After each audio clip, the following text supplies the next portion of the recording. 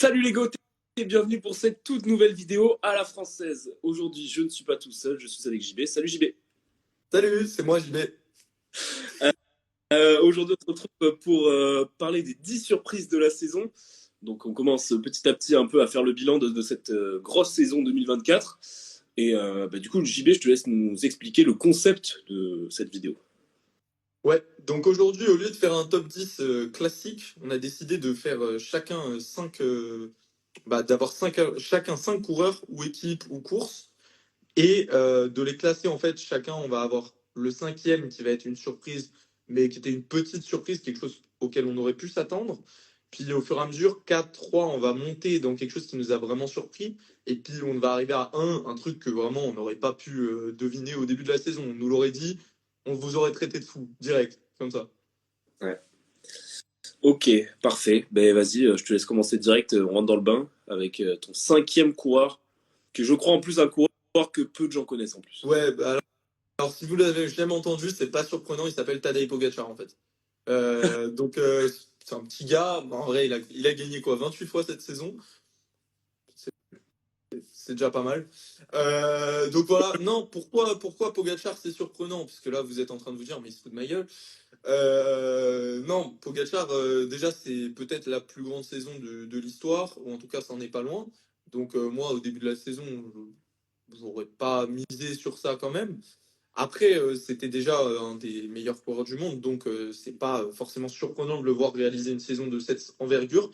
Mais quand même, il y a eu en fait un contexte à tout ça, parce qu'au début de la saison, on ne pensait pas que Vingegaard allait être blessé, que Remco allait être blessé, que Roglic allait tomber aussi. Enfin, ils sont tous tombés sauf Pogacar cette saison.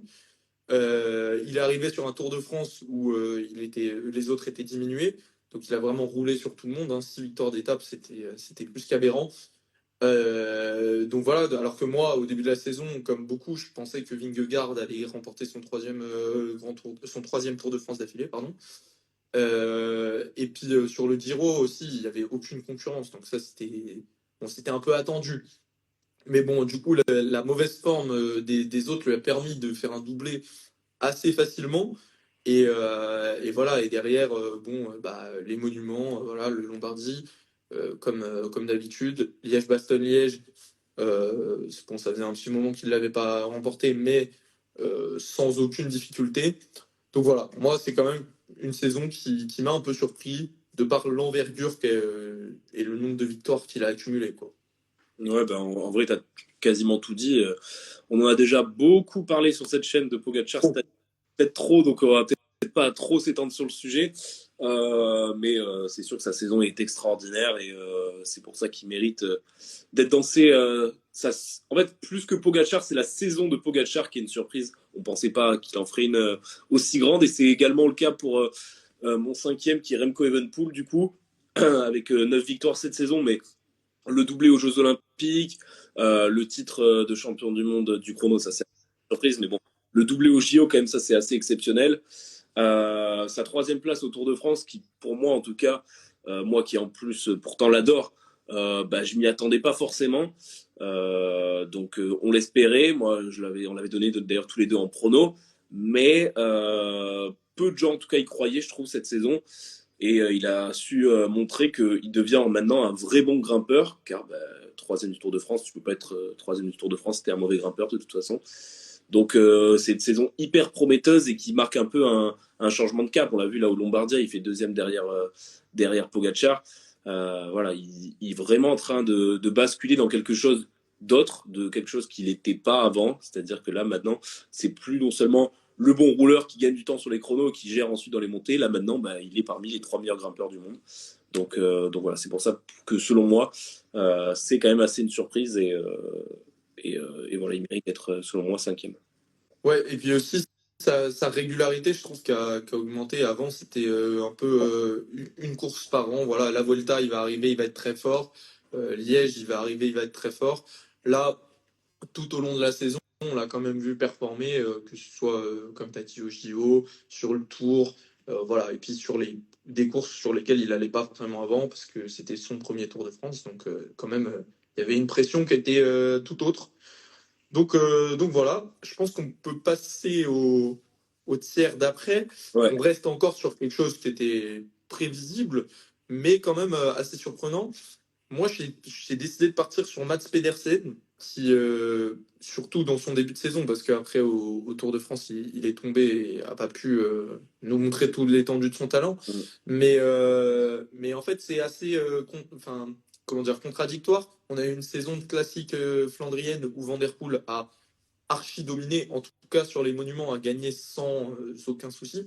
Pour autant, Pedersen, pour moi, a fait sa meilleure saison de classique que j'ai vue moi, et ce qui était déjà le cas de la saison d'avant. Donc ça montre une progression qui est presque linéaire, et a tenu quand même Van Der Poel en respect sur plusieurs courses, notamment il gagne Grand Wevelgem en battant Van Der Poel au sprint, ce qui était un grand moment de la saison.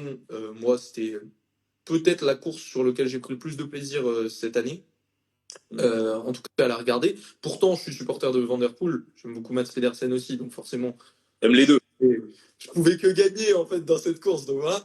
Mais voilà. Après, on a eu sa chute qui était assez triste sur à travers la Flandre, pardon. Mm. Donc ça, c'est voilà, c'est là que ça a basculé un petit peu. Malgré ça, il fait quand même un très bon round-up. Il termine 22e. Ça reflète pas la performance parce que c'est le seul qui a mis Van Der Poel en difficulté par son attaque, puis après en essayant de le contenir. Ça n'a pas marché. Mais pour quelqu'un qui était diminué et qui avait déjà fait des efforts tout au long de la course, c'était pas mal. Et puis Paris-Roubaix, qui était très impressionnant, il finit sur le podium. Voilà, il n'y a pas grand-chose à redire. Ouais. Après, le reste de la saison, voilà, comme on a dit, il est tombé sur le Tour. Il a fait quand même quelques résultats. Il a réussi à renouer avec la victoire sur le Tour d'Allemagne, puis sur le Tour du Luxembourg. Mm. Donc, je pense que la saison prochaine, Van Der Poel, Van Aert, c'est bien, mais il va y avoir un sacré arbitre. Je pense aussi, après, moi, je l'aurais peut-être pas forcément mis en surprise parce que voilà, il va pas chercher un monument marquant, tu vois. Maintenant, c'est sûr qu'il a fait une grosse saison, surtout pas mal de stats. Après, il a gagné pas mal sur des courses un peu moindres. Un énorme début de saison, mais c'était surtout sur les Oui, courses françaises.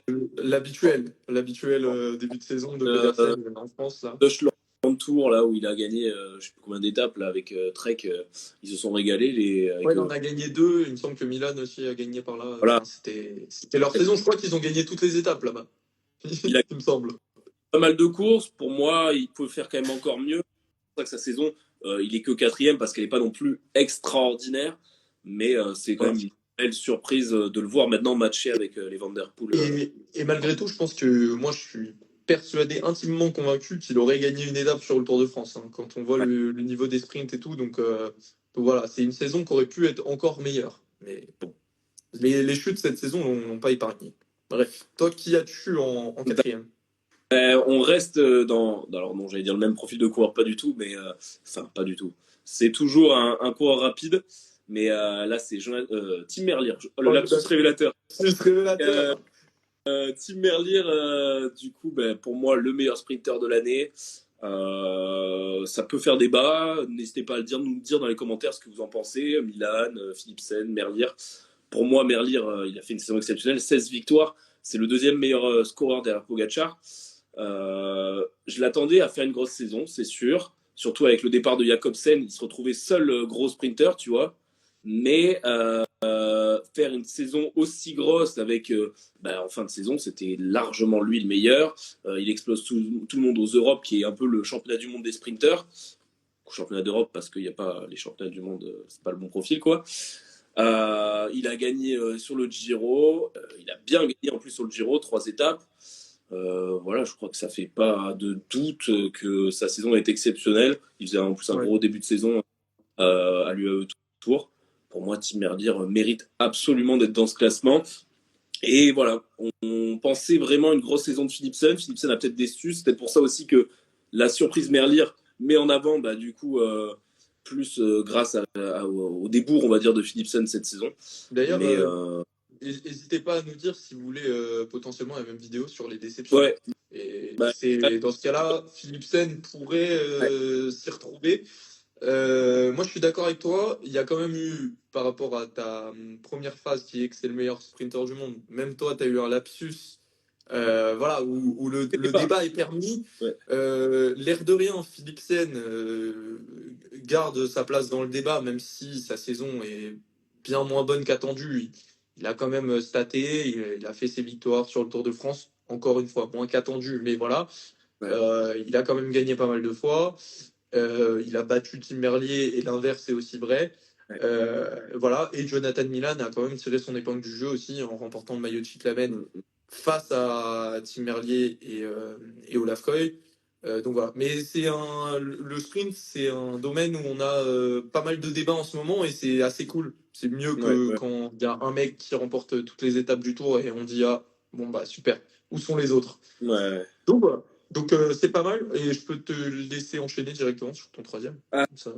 Petite En alternance. troisième, on reste dans un coureur rapide, mais là, pour moi, il est plus haut parce que c'est pas un coureur qu'on attendait en début de saison. Il aurait même peut-être pu être encore plus haut parce que en début de saison, très très peu de gens le connaissaient en tout cas. C'est Paul Magnier, du coup. Là, on passe sur des Français. Paul Magnier qui a fait une saison magnifique pour une première saison chez Quick-Step en ayant gagné, il me semble, 4 fois. Ouais, mais moi, pour revenir sur ce que tu disais, je le connaissais pas avant sa première course où il gagne. Ouais. Et il a gagné sur son premier jour de course et ensuite il a gagné par 5 fois cette saison.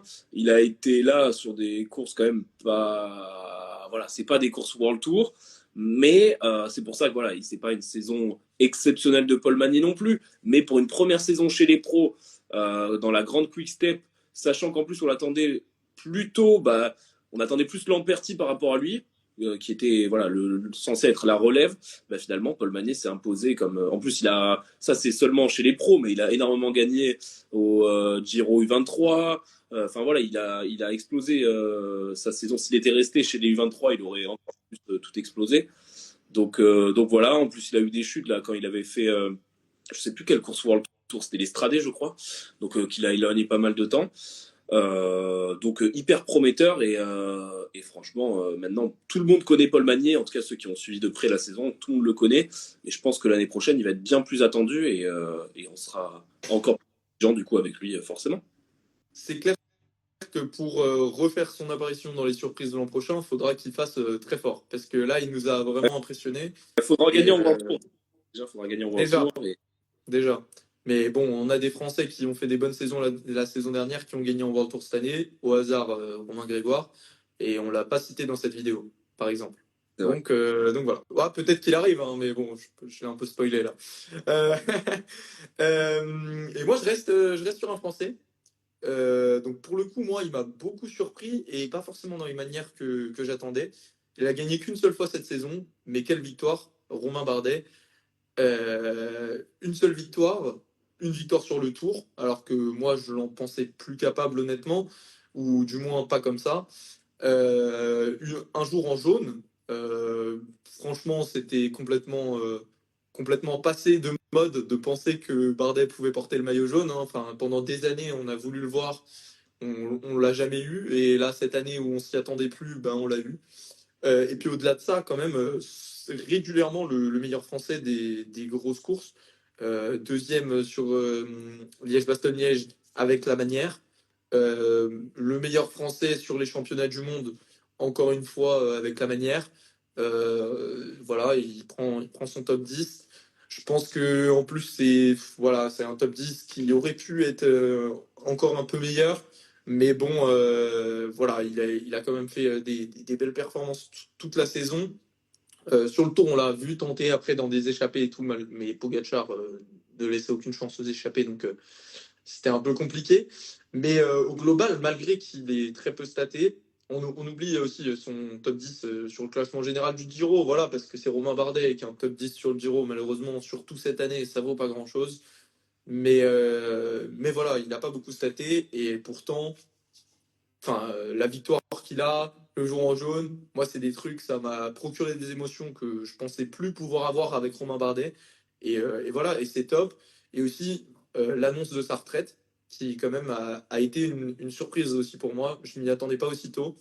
Donc ça rajoute voilà, Ben, quelque chose à cette saison. pour moi, ce qui m'a surpris avec Bardet, c'est que pour du coup sa dernière saison complète chez les pros, il a réussi à être toujours au niveau des tout meilleurs. Et quand on le voit, du coup, sur le Tour de France, quand tu perds sur le Tour de France, il n'y a pas de mystère. Si tu perds sur le Tour de France, c'est que tu es parmi les meilleurs du monde.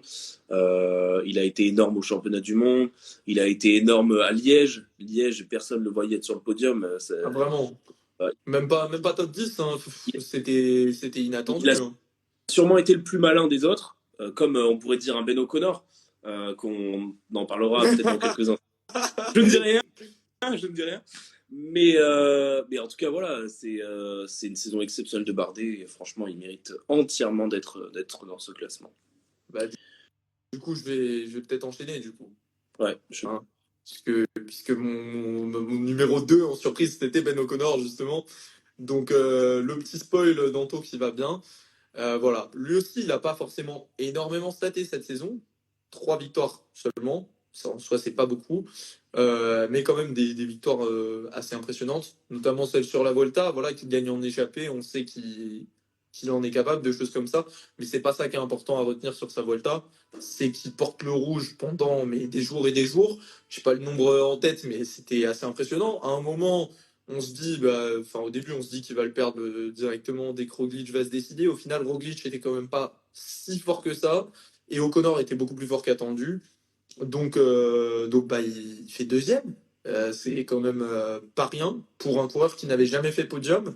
Il avait fait 2 fois quatrième, donc sur le Tour de France il y a de ça quelques années, et puis sur le Giro cette année, une quatrième place qui pouvait être considérée comme décevante. Mm. En tout cas, par moi, elle était considérée comme telle. Et puis là, il fait deuxième de la Volta. Donc une Volta en plus qui était assez disputée, assez ouverte. Mm. Donc voilà. Et puis derrière, il enchaîne avec, comme tu l'as dit, un opportunisme énorme parce qu'il est un peu on va dire à la rue, en train de faire l'élastique du moins pendant toute la course sur les championnats du monde. Et puis au final, c'est lui qui fait le coup du kilomètre, dira-t-on, et qui récupère la médaille d'argent. Alors que bon, Ben O'Connor en médaille d'argent sur les JO, moi j'aurais pas misé un copec dessus, comme on dit. Ajoute à ça sa victoire sur l'UAE Tour, et voilà, on a quand même une saison qui est très solide de sa part, et en tout cas qui est bien au-dessus de ce que j'en avais comme attente. Ouais, t'as tout dit, t'as tout dit. Franchement, j'ai rien à rajouter finalement. Moi, mon deuxième, alors, j'aurais pu. J'ai beaucoup hésité, et même toi, JB, en ayant préparé cette vidéo, tu vas être surpris parce que c'est pas ce qu'on avait dit en préparant la vidéo. Ah, Mais j'avais de base pensé à Florian Lipovic, du coup, qui est un coureur qui, voilà, a éclaboussé de son tu talent m'as la laissé saison. en mention honorable du coup, mais qu'on Et je vais voulait le mettre très haut. honorablement. Mais voilà, pour moi, il a gagné qu'une seule fois, donc je trouvais ça un peu ledge. Le cours, Ouais, mais il a été très fort, il a montré beaucoup de choses quand même. ouais. Mais J'attends la surprise là, ça va être la surprise pour moi, t'as intérêt à avoir. vous savez mon amour pour les coureurs français, et il y a un coureur français qu'on était obligé de citer parce que forcément sa saison a été exceptionnelle. C'est Paul Lapera, qui a gagné par 5 reprises, qui a gagné en World Tour, qui est le champion de France. Pour moi, c'est juste inenvisageable que je ne le cite pas dans cette vidéo. Alors, je sais ce que tu vas Moi, dire. je pensais que tu allais en parler dans ton top 1, en fait. Oui, Donc, c'est pour ça que top 1, je voyais où t'allais. Je voyais où t'allais. je suis obligé quand toi tu parles de Ben O'Connor, on est obligé et c'est pas anodin si on voit Ben O'Connor deuxième, qu'on voit Paul Lapera deuxième et que premier, on va pas vous spoil, mais voilà, il y aura quelque chose en lien avec ces deux coureurs là. Mais pour moi, Paul Lapera tout seul mérite d'être mentionné. Sa saison est tellement belle. Sa perf, c'était quoi quand il avait fait à l'Amstel? Il avait été énorme. Il avait failli. Ouais, il avait été très, très fort, ouais. Il avait pris l'échappée et puis après, il était resté avec les favoris pendant un moment. C'était impressionnant. Donc voilà, il s'en sort avec 5 victoires. 5 belles victoires en plus, avec une au Tour du Pays Basque en World Tour. Le titre évidemment de champion de France. Mais au-delà de ça, pardon, excusez-moi, c'est une saison qui confirme que c'est devenu un cours important parmi les coureurs français. Il va falloir surtout que l'année prochaine, il confirme, parce qu'avec ce maillot de champion de France, bah, il n'a pas encore gagné. Il a gagné qu'une fois depuis. Il n'a pas encore beaucoup gagné, je veux dire. Et Je sais il a gagné. à quel point les maillots distinctifs comme ça, ils ont un poids sur les épaules que tout le monde n'est pas toujours prêt à assumer. Donc, Et je pense faudra voir. plus surveillé aussi également. Donc voilà, mais bon, son titre de champion de France, en tout cas, beaucoup marqué, surtout par la classe avec laquelle il allait le gagner. Maintenant, va falloir qu'il confirme l'année prochaine. Et de toute façon, l'équipe qui sera en top 1 devra aussi confirmer avec lui, donc ça va bien. Ouais. Mais du coup, Avant de te laisser enchaîner sur AG2R, vous avez tous compris. Il y a quand même des. Ouais, l'Apéra, je trouve qu'il symbolise un peu une génération de jeunes Français qui ont bien performé cette année. On a mentionné Grégoire. On peut mentionner aussi quand même Lenny Martinez qui avait fait un début de saison quand même assez extraordinaire jusqu'à ce que la FDJ décide de tout gâcher. Donc bon, sa fin de saison, enfin sa deuxième partie de saison est complètement à oublier. Mais voilà, quand même un début de saison, je sais pas s'il était surprenant. Moi, en tout cas, moi, il était au-dessus de mes attentes. Voilà, il rentre pas dans ce top vu sa deuxième partie de saison, mais il méritait d'être mentionné. Voilà. Et ouais. puis du coup AG2R, je laisse, Top 1, l'équipe AG2R, comment ne pas les citer? Ils ont remporté 30 victoires cette saison. Je sais plus combien ils finissent finalement au classement UCI. Ils ont été une longue partie de saison deuxième. Et là, je sais pas. je saurais pas te dire, mais il me semblait qu'ils étaient top 3, ouais. C'est bon, en tout cas, c'est hyper impressionnant et c'est hyper inattendu. C'est une Donc, saison exceptionnelle. Aller chercher un podium sur la Vuelta, ce qui leur était jamais arrivé, bah, c'est assez magnifique. Donc, quand on a parlé avec Ben O'Connor, je vais pas revenir dessus. Mais ce qui est impressionnant, en fait, c'est la manière dont tous les coureurs de cette équipe ont performé à leur échelle. Tu vois, tu as Sam Bennett qui a finalement quand même fait une plutôt bonne saison, en tout cas par moment, quand il avait fait un Dunkerque. C'est sûr que on l'attendait peut-être un petit peu mieux, mais t'as des Alex Baudin qui se sont complètement révélés, des Valentin Paré-Peintre, des Benoît Cosnefroy, des Dorian Godon qui a gagné en World Tour, et ça on l'oublie beaucoup trop, on l'a pas cité. ouais, mais parce qu'il est pas jeune. Du coup, ça allait pas dans mon point d'avant, mais je voulais le citer. Et au final, Decathlon finit cinquième parce qu'ils se sont fait doubler sur la fin de saison par Quickstep et Visma. Ouais. Parce que Soudal on est à 34, Visma 32 et Decathlon 30, mais ça s'est joué sur la fin de saison. Hein. Ils avaient démarré tellement fort que Mais, bon, la fin de saison a un peu ralenti. Surtout la période du Tour de France où il n'y a pas grand-chose à se mettre sous la dent. Et puis après, ça reprend. Et la Vuelta, finalement, ils ont dû tous se mettre autour de Ben O'Connor. Donc au final, ça a un peu fait l'effet de les Paré-Peintres, par exemple, n'étaient plus du tout libres pour aller dans les échappées, etc. Tu vois. Et Ouais, donc, mais ça a quand même valu le coup au final parce que oui, bien évidemment. Hein. pendant un moment, moi je pensais que c'était dommage comme stratégie comment dire, mettre un Félix Gall enfermé aux côtés d'O'Connor parce que bah il aurait pu faire quelque chose en échappée, etc. Mais tu prends une deuxième place. Moi je pensais que O'Connor à la fin il ferait genre cinquième, tu vois, et qu'à ce moment-là, t'as peut-être gâché des chances. Bon, pour un mec qui fait deuxième, je pense que ça valait le coup. Ouais, non. Puis, franchement, c'est des coureurs qui sont hyper sympas. Nous-mêmes, on les a vus au Tour de France. Ils sont tellement gentils, tellement. Franchement, c'est une équipe qui donne envie de la suivre. Et quand on a fait une saison comme ça, on a que envie de voir l'année prochaine avec tous les coureurs qui vont arriver. Les Paul Sexas, les Léo Bizio, les Noah Isidore. Enfin, on se rend pas compte de la génération que va avoir cette équipe dans les prochaines années. Les Johannes Stone aussi. C'est clair. C'est Ça clair. va être. Malheureusement, je pense pas qu'ils pourront garder tout le monde, Non, mais non. c'est vraiment une génération de fous. Et surtout, moi, ça contraste tellement avec la saison qu'on a vue l'an dernier, où c'était quand même dans le dur, que c'est surtout ça la surprise en fait. C'est même pas, enfin déjà voir une équipe française performer autant, c'est une surprise en soi parce que ça arrive rarement.